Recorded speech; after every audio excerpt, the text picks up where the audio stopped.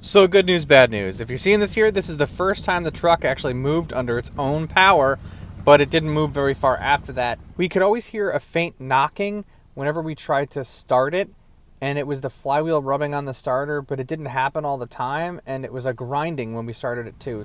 So I put the truck back on the lift. We're going to turn the engine over, and I have like a Harbor Freight camera to take a look at the flywheel while we turn it to see exactly what was going on here.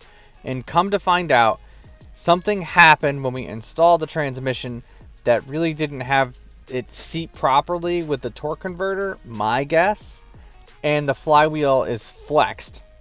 You can see in the video here as I'm turning the engine over that the flywheel is actually moving closer to the starter and further away.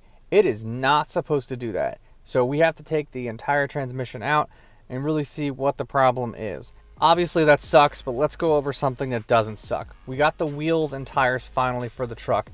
These are actually Factory 5 brand Halibrand wheels that normally go on their Type 65 coupes.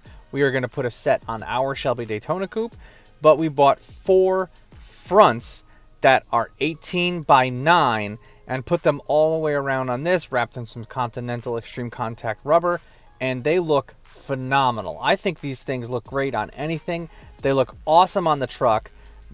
The rears are 18 by 11, I think, and that's what they're going to look like when they go on our Shelby Daytona when we're done with it.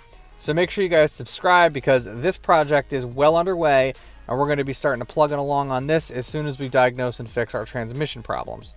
Man, the truck looks great. Unfortunately, the transmission is there on the ground. I've gotten pretty good at taking this thing out. I got it out in about an hour and a half. So now we're going to put the truck up on the lift, really see what else is going on here with it. I think we're going to have to replace the flywheel, torque converter, and more than likely the transmission as well. Let's see how it looks. If you're looking for a great way to support our channel, check out lowboostfilms.com. Not only does this support the channel, but you'll look great while you do it as well. We have a great selection of different types of apparel and merchandise that you guys can buy. I also have a selection of car parts and tools that we've reviewed on the channel that we know work well for sale on there as well at a good price, so make sure you check it out. Alright, so after hammering and clanging and banging, we got the transmission out. You know, I was worried maybe the flywheel bolts were come loose, but no, they didn't. But I'm going to spin the flywheel again without anything on it. It looks kind of like it's warped. I'm going to spin it again with the camera. I'll show you what I'm talking about.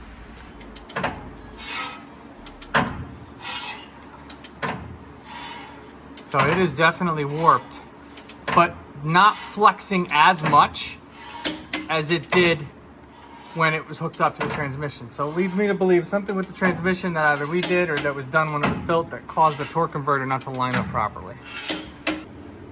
It was also leaking from the front seal. From there, because that's where the drip was coming down. So we're going to have to go ahead and make sure we get all of the proper torque converters and flex plates to make sure everything fits right. So we actually spent an hour on the phone with the guys at Jegs and ordered up everything from them. They were super well versed in knowing exactly what's going on, and they've experienced stuff like this in the past. So we just went ahead and ordered a whole bunch of brand new stuff. We're going to throw it on there. We'll get it in a week or two, so stick around to see the rest of that. In the meantime, we're going to work on some other stuff that's kind of tedious, and we'll be doing it off camera just so we can finish the truck out. We had to wait for like 3 or 4 different gaskets to do the windshield and the back window, so that was a painstaking process, but they're all in and they look great. We just got to do the door windows as well, and then we'll be ready to go. We are so close to driving this thing down the road for the first time, but if you're new here, I have like 30 plus videos on this entire restoration.